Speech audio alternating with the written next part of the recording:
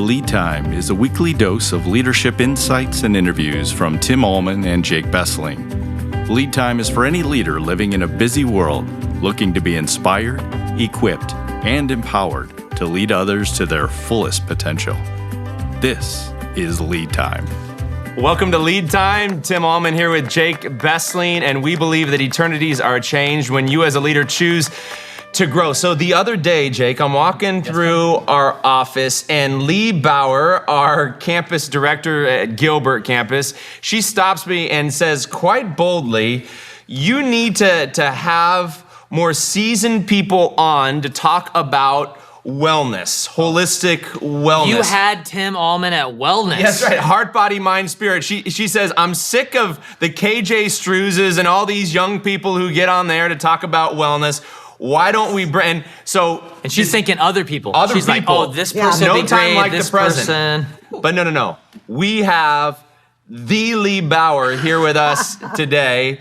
And you have quite a story of growing younger. You have evolved, your leadership has evolved. Everybody looks at Lee and no one says, wow, Lee, how many more years until retirement? We're not gonna talk age, but I mean, a lot of leaders, no joke though, who maybe in a later season, they're like counting the days.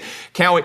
You're counting the days to continue to grow and learn and just love life. You are humorous. You're in for a treat today. Uh-oh. Super witty. Spunky. Marginally sarcastic. Not marginally, very sarcastic from time to time. We love what you bring to our team. So tell us a story. You're a truth teller. Yes. And tell us the truth today. Tell us a journey of discovering how to grow younger. How has that been in your life? Well, I don't know that I would call it growing younger because I can tell you right now I'm getting older. Every day, every minute, every hour. But you are getting taller. But I am getting taller. What's going on with that? And, well, it's all a trick. It's all like the magic of Hollywood. Are you ready? Oh, she's on a stool. There I am. There's a There I am. All right, grow. Okay. There you go. So, yeah, I wouldn't really call it growing younger. It's not going to happen. And I find it extremely interesting to kind of step out of myself and observe myself getting older. And then looking around at other people that are my age. So, like, inside myself, I feel like I am the me that I've always been.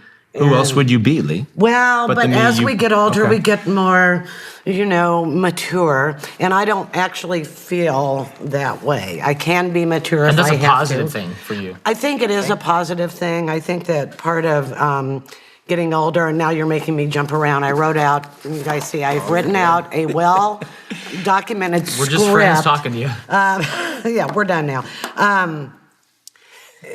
What have been some of your struggles, though, of growing? Tell us your story. Okay, you want my story. So, nutshell.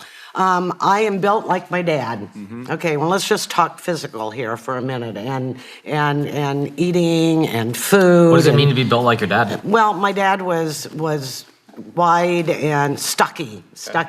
I would have if I were a man, I would have made a great wrestler. I've got the short, squat, stocky body. And I've always had a problem with weight. Way back in high school, it was probably more emotional eating, which I think a lot of people do. I will say probably more women than men. But again, I'm not a doctor, I don't know that. So at one point in my illustrious career, I was about 200 pounds. And keep in mind, I'm 5'3". So you could literally, okay, I'm going to say it, I'm going to go there. You could literally eat dinner off of the backside. I mean, it was like a table. It was like, it was. Yeah.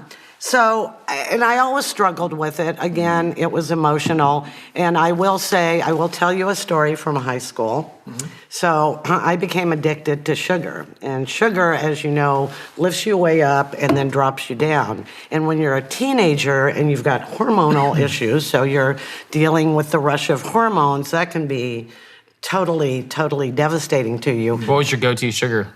Well, I'm going to tell you. Okay. Are you ready? So I was in the band. I played clarinet. And every year we would have to sell band candy. And they were the best chocolate bars, really thick. I remember these bars, actually. C's candy. C's, sure. So I ate all of mine. Did you I pay did. for it? Did Well, your dad had to cut a check? I put, this is kind of embarrassing. I put all of the wrappers under my mattress.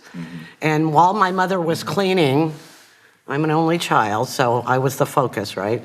While my mother was cleaning, she happened to see a candy wrapper stick out, lifted it up, and yes, Busted. they had to pay for all of the band candy. Wow. So yeah, that was a. But you got that Yeah, box. thing. I remember the box with the candy, and you're Oh, like, you got the box. Yeah, I'm had gonna a go little sell carry this. But thing, yeah. you were addicted and Yeah, craved it. I did. So I did a lot of strange things. You know, in college, I got addicted to nacho cheese flavored Doritos, large size bag with a block of cheddar cheese and green taco sauce. So the thing is, you can't eat one; you eat the whole bag. So You had nacho cheddar cheese, and you put more cheese on it.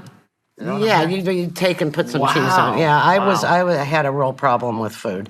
But about 20 years ago, what happened, I think I was working for the Convention and Visitors Bureau, and my blood pressure started going up. I mean, I started getting really irritable. I know that is like, you guys can't even imagine that I would get more irritable than I am, but I started getting angry, really angry. And I went to the doctor, and he said, well, your blood pressure is up, your HDL, and it was in my 40s, right? Your HDL, your LDL, you're pre-diabetic. And I'm like, oh gosh, I'm freaking out now. What am I gonna do? And so he gave me a book, said, do the South Beach diet. Well, I've done every diet on planet Earth. You were but doing those diets. It wasn't working. I got scared, so Okay. I did the South Beach Yeah, diet, you did it. which essentially is getting off of all carbs and sugars, simple sugars and stuff, and it's hard. But I did something else. I used to fixate on weight, so you'd go every day and weigh yourself on the scale. Stop doing that. And you'd freak out if you'd go up an ounce. So I went home and I got my scale, and then I went to my garage and got a sledgehammer. Wow. And I took the sledgehammer out front, Powerful. and I killed my scale. Good. I honestly did. And then I remember distinctly standing in front of the mirror and going, you know what? It doesn't matter what I look like. My health is not good. Get yourself out of the way. Put how you look and all that stuff. Don't be embarrassed. Wow. Go get some nice big clothes, wear them, and then just do the diet and just maybe start walking. And so it was in increments. And I slip every once in a while, but so like since I've worked here at Christ Greenfield, I've probably gained 15 to 20 pounds. I'm down again now. But you really have to, I can't have the food in my house. I'm actually glad I'm not married and don't have kids because I don't have to deal. So I was going to ask, some of your triggers, but it would be making sure there's not that kind of food in the house. Well, wintergreen Lifesaver mints are a trigger for me. What do you mean? Well, That's like no calories, though. I love wintergreen mints, okay? And even though I'm not eating sugar, I will, in order to control the amount of sugar I have, I will go get Tic Tac wintergreen mints, which is what I've been I gotcha. ribbed. Why do they rib you? Because I think it's really because Ellie wants to have some. One of our team because members she too want likes, them. yes, wintergreen mints. But you're there's 60 saying- calories, so I can actually feel like I'm having something. You're saying there's chocolates, or is They're that- not chocolate. No, They've no. got sugar in them. They do Yeah, have but sugar did in you them. also crave something else that was wintergreen before this? Well, no. You just like the mints. I like wintergreen in any way, shape, or form. So I used to go crazy as a kid on those orange ones, those Tic Tac orange Oh, ones. oh, see. And I'd be like, but mom, it's for my breath, And it's like, no, it's sugar habit. Yep. So, Lee, what I love about your story is you made a choice in the moment of kind of like, a crossroad moment, right? And a health crisis, a scare is definitely that kind of crossroad moment. And then you did not, and you can go one of two directions at that point. You can stake your identity in how you look or how you don't look. And that leads to a fear-shame cycle that you cannot get out of. But you instead chose, and that moment in the mirror to say, this is who I am right now. And really it's an identity-staking moment. When you look in that mirror, do you see yourself like Jesus sees you, which is the dearly bought son and daughter of the King, that the pressure is off. And at the same time, I have one life to live, Lord Jesus, so help me make good decisions to steward this one life well, not for my glory, not for vanity's sake, but for the sake of trying to bless and love other people. But until we make that choice to say, you know what we eat is what our cells are literally made of. Exactly. You are literally what you eat. And so look at things that come out of the ground that God gave to us, the animals that are healthy, hopefully raised in a sustainable way. Let's just look at that and be honest. What is best for me? And when you start to listen to your body, right? You're like, I feel more alive.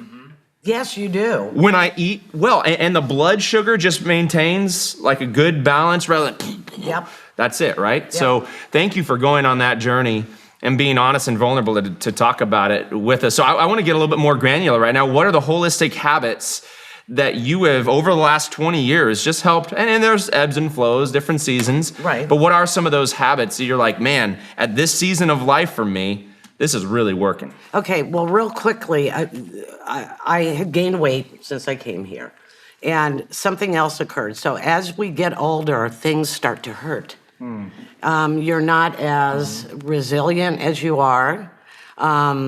You don't bounce back as quickly, despite the fact that you guys are running 40 miles and doing your boot camps and all that stuff. Sometimes after you do something aerobic, you don't feel just, woo, you feel better, but it's not total. So about a year ago, I'm sitting in my chair, bent over like this, in my chair. Nighttime, what time? At home. Yeah. My comfortable chair, all like a pretzel, watching Netflix like this. And I'm noticing that my upper back, it has this weird hurt in it. So I have lower back problems. Sure. So I get muscle spasms and stuff like that, but I'm used to that. That's okay. And I'm immediately thinking to myself, okay, this is it. I have lung cancer and I am dying. Really? Wow. So, oh yeah. You went there. I went there. Because I won't go into that, but I had a weird thing in my lung at one point, which was nothing. So went to the doctor and they verified that it was indeed nothing. Yep. And so I go back, I'm sitting in my chair and I'm going, well, I don't know, maybe it's because I'm sitting in my chair. So I did some things. I was like, how am I going to fix this? Because I can't stand it. I don't feel good. Well, I'm sorry, I don't feel good. Right. So I got on YouTube and I thought, I'm going to look up some yoga for upper back exercise. Well, I don't like yoga. I never do yoga myself. But I did do this yoga stuff for upper back and it started helping. Well, then that little bit, it wasn't aerobic, it's not doing anything. I'm thinking, well, doing exercises for your core also help your back, right? Sure does. So I was like, okay, I'm going to do exercise. I go to YouTube, and I happen to know who I wanted to pick to do YouTube. 5-6 minutes of crunches, you do those. Then I decided, okay, I'm not worried about losing weight, but I want to feel better. Yeah. So I thought, I'm going to buy myself a stationary bicycle. And I started looking, and I saw the Pelotons and all this, bells and whistles. And I thought, I'm not spending that money on that. But I did spend the money to buy a Schwinn Airdyne 6 stationary bicycle. And what I said to myself was, if I'm spending this money on that bike, I will ride it every single day. And how long ago was that? You got the bike? It was in June of last year. So I have missed maybe a couple. And I started out, it was not that long, but what I did, and this might be key for older people, is you don't have to do an hour at a time. Yes, please. So when I started out, I probably do and I still do, at least three times a day I do it.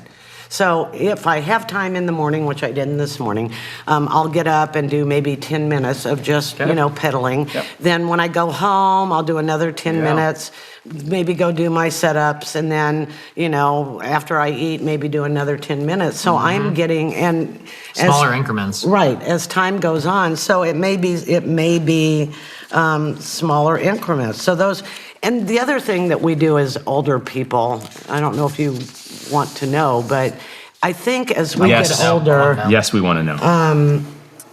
we have the tendency to kind of sink into a lethargy. Our brains are slower.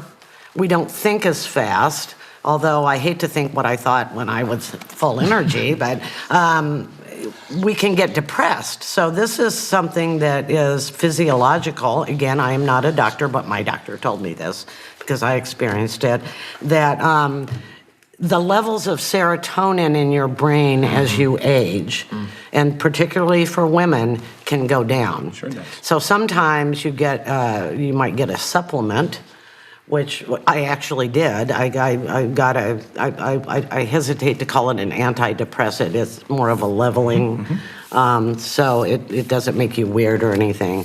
But in addition, exercising is... And the TikToks help. And the Tic Tacs, Tic Tacs. Okay. But some sort of exercising, and make no mistake, exercising is not puttering in the garden. Right. It's not strolling down the lane, unless that's all you can do. It's doing something where you're sweating. Yes. And where your heart, you're breathing a little harder. Yes. Even if you have heart issues, don't kill yourself, but it is exerting yourself beyond the normal everyday thing. So whatever that means to you, That's you do it. So your story is a model story of habit stacking over time. Small increments, that's a flywheel concept from good to great. We get it going, and then it's like what used to be hard is no longer hard. So I can try more hard things. And it could be around eating, it could be around exercise, it could be in relationship.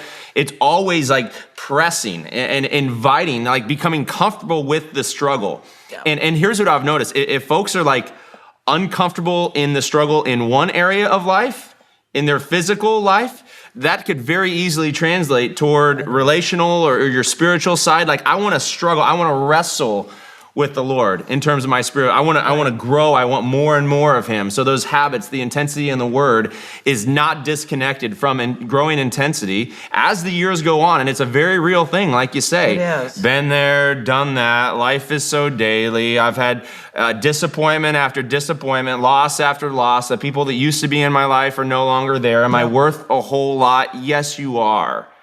Your life is a gift from Jesus. And so now, day by day, no shame, just take those small little incremental steps, 1% better, and see what Jesus wants to do. And because when I look at you talk about the brain health and how we're losing, and there's certain serotonin levels and all of this, it is going down, and it's a biological reality, but we can make lifestyle changes so that we don't just have more years in our life, but life in our years. Well, and change is the operative word. So that's something else that happens when people get older.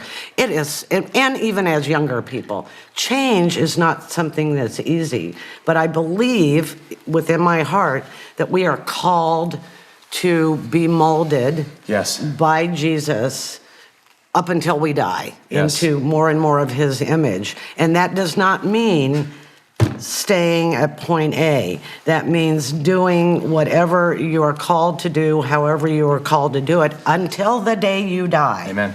So, Yeah, one of the biggest struggles of change is loss. And so, you can focus on that loss, but you also focus on the gain, the different seasons that we go through in life, and the gain of maybe flexibility, the gain of time, the gain of opportunity. And so I see you embracing that. Yeah, also talking about atomic habits. I loved in your story where you were just telling people it 3 times a day and not for so long. And atomic habits say like the first week of this, every day for 5 minutes. Exactly. They even tell in atomic habits about so you brought the gym to yourself, which is awesome. And if you go to a gym, it's like, go for 5 minutes and then leave. Like you're not even working out.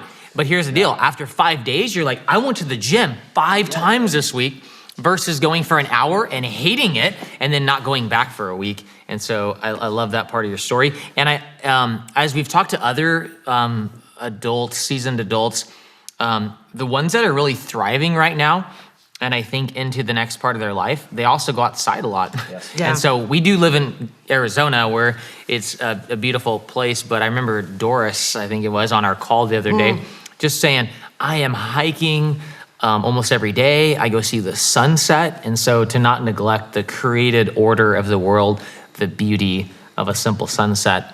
And that also does wonders for your brain to release different chemicals. What final word of encouragement would you have for anyone struggling then with this discipline?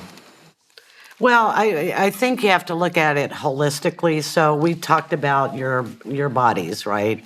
It has to be consistent, and it has to be something out of the normal. And I would say as we get older, I am not married. But I know many people that are married, and may be older and have lost their spouses. And I know that I cannot identify with that because I've always been me, but I do understand what it is to lose a spouse. Yes. Thank God we have the hope in Jesus. Amen. But really almost forcing yourself out to not only exercise, but to be in a community, whether it's our church community or friends you have at home or a small group or something like that. And particularly with this COVID that we've been dealing with, it's scary to go out, but being with people is really, really, really important. And I would say also try to... Okay, I know I'm to do volunteers and stuff, but I'm going to say this from the bottom of my heart, and I'm going to give you an example. I'm going to give you a story. Please. You like a story. I really believe that we are all called, if you will, to love our neighbor. Yep. And to love God with our hearts, our souls, and our minds, right? So agree. Mind, body, spirit, right? And then love our neighbor as our own, or as ourselves. Right. Yeah, I'm not great with the memory verses. But let me give you an example. His name was Gerald Geddes. Yes. And this man, I cannot even tell you how he influenced me. So first of all, he, when he was in better condition, he's since passed away. He actually exercised, okay? He and his wife exercised. We talked about it. He was a former pastor, I believe. He was. And, but Gerald got sick, and he was going to pass away. And I think, you correct me if I'm wrong, did he go the first time to Honduras? Or he was to the very first Honduras mission trip with Open Door Ministries. With Open Door Ministries, he went to that. And he would serve in Harvest Fest. He would help in Harvest Fest. Well, after he got ill and couldn't do as much, I'm standing at the welcome kiosk one day, and here comes Gerald. And he goes, Lee, I have a question. I said, well, what is it? And he goes, can you get me a list of everybody that goes to the church? Wow. So I'm looking at him, and I'm going, I know what you're going to do with this. I know what you're going to do. And ask he goes, for money?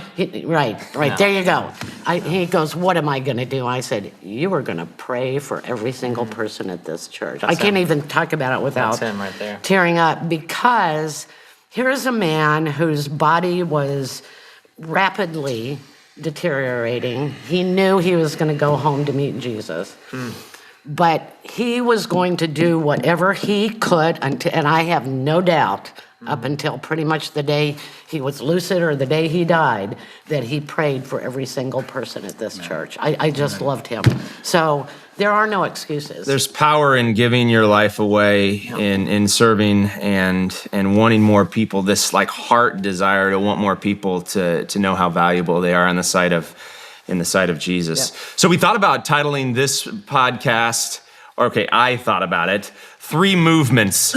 3 movements. Oh, what are they? Feet, bowels, and believers. Feet, bowels, and believers. We thought that would gross people out. But appropriate movement is a real problem and a real opportunity for a lot of folks. So most people are very, very deficient in two things that we probably should supplement. One is vitamin D. The sun doesn't give you enough of the right type of vitamin D. So a vitamin D supplement, I get a D2 with a K3 kicker. Don't ask me what the K is. It's better. So I do a little vial every single day right after I get my breakfast. The other supplement that I will never be without, because most people are magnesium deficient, is Calm. Do you take Calm, Jake? I take magnesium in a different form. But yeah, most people are magnesium deficient. Calm, it goes in water. I stir it around. I take it in the morning, at one little scoop in the morning, one at night. So talk to us about your supplemental journey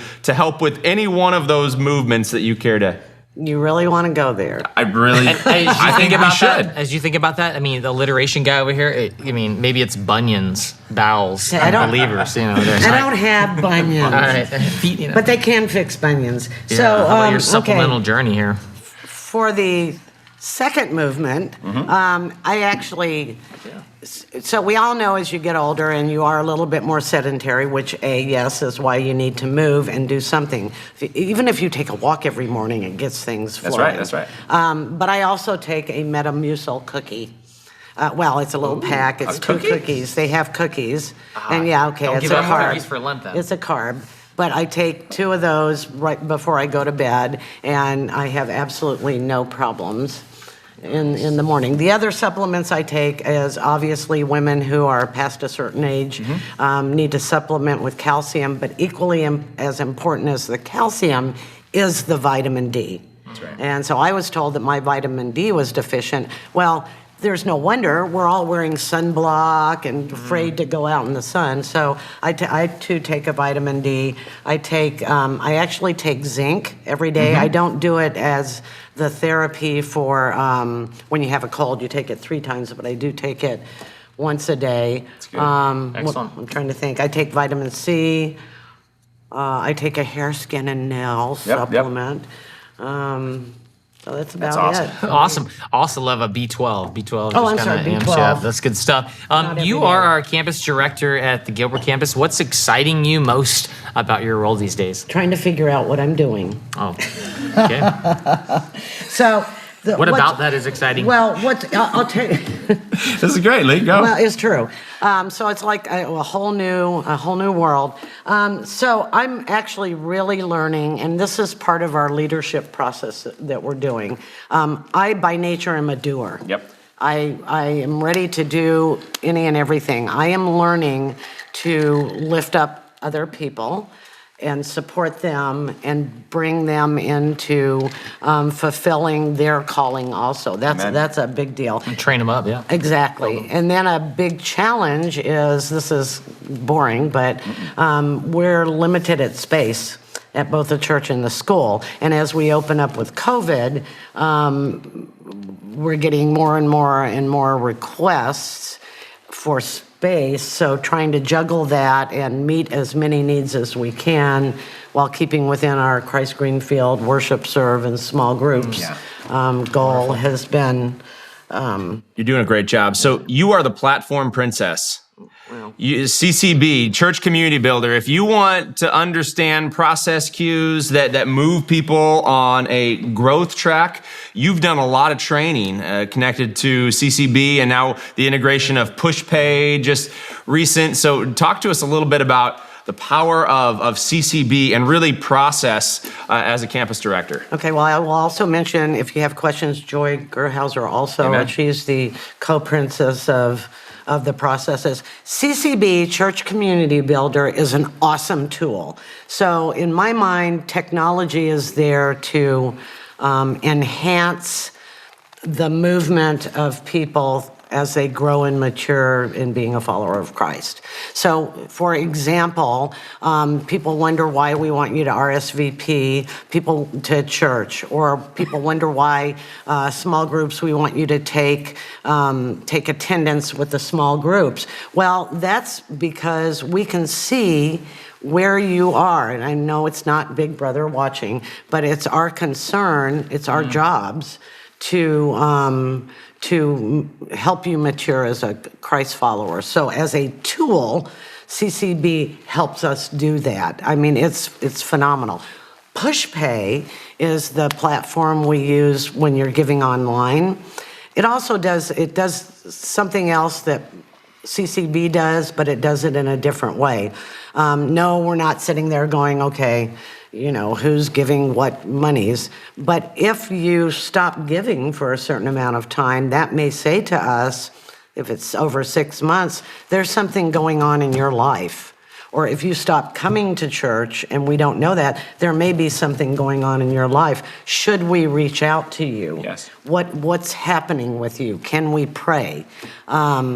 So we don't always hit everyone, so I'm sorry, but we do try. The other thing CCB does is we have now a process in place for welcoming new visitors. Yeah. And it's totally automatic, but we all see them. So when a new visitor comes, there's a certain welcoming process that we go to so that they know that we know that they're there.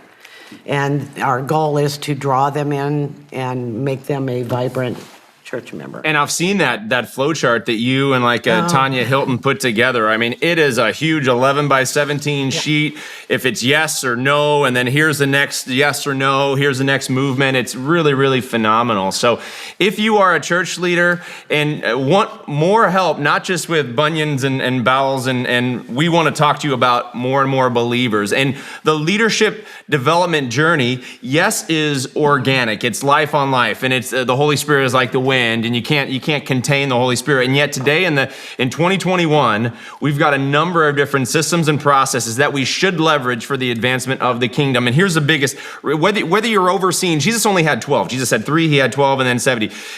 Jesus is saying, I got to dig in with the few to reach the many. Well, today, the same concept is here. We want to work with the few so that people who are the many who are with us right now, both online and on our campus, are known and loved and connected to a discipleship journey, to live simply, to worship, to be in small groups, and to serve, to use their gifts for the glory of God. So a couple last questions as we close here. Is there any question that we should have asked you, Lee Bauer, the one and only, that we didn't ask you?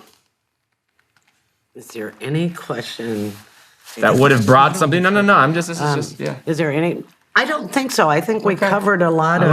I love it. And what book are you reading right now? Well, I have giving two, you joy? Okay, I brought them. Please. So one is one you guys recommended, and I'm actually working through this. So I'm terrible. I probably don't read my Bible every day, but when I do a study like this, there are Bible verses. It's a really good book. Yeah. It's a good book whether you're single or whether you're a couple. Amen. And there's exercise. You could even do it in a small group setting. So that's, for those of you listening, Journey of the Soul by Bill and Christy Galtrey. It just came out in the last month, and it takes you on kind of the 6 big steps, journey of 6 big spiritual growth steps. Yep, and it's really good. This one is one that we got from Jake. It's called The Coaching Habit. This is rocking my world because there's a different set of skills that you need as a leader. So whether you're a ministry leader and you're working with people in your ministry, or whether you're a leader at church, or whether at work, that how do you actively listen to people, ask the words or the questions that need to be asked to draw them to whatever level they need to be at. So I love this book, and I have underlining stuff. That's awesome. We're going to do a podcast on that here soon as well, so look out for that. Lee, it's been a fantastic morning having you. I don't know when you're listening, but sharing is caring. Feel free to share this with the world and someone that needs to hear about growing younger. Lee, fantastic job. Thanks for having me. Thank you. I knew you would do an awesome job. This is so fun. So thanks for joining us today. And at Lead Time, where we believe eternities are changed when you make the investment in yourself to multiply the message of Jesus to the masses. Peace out. Later. Have a good one. You have been listening to Lead Time with Tim and Jake. You can subscribe on your favorite platform where you listen to podcasts, or by visiting christgreenfield.church/CGTV. Thanks for listening. Tune in next Friday for another episode of Lead Time.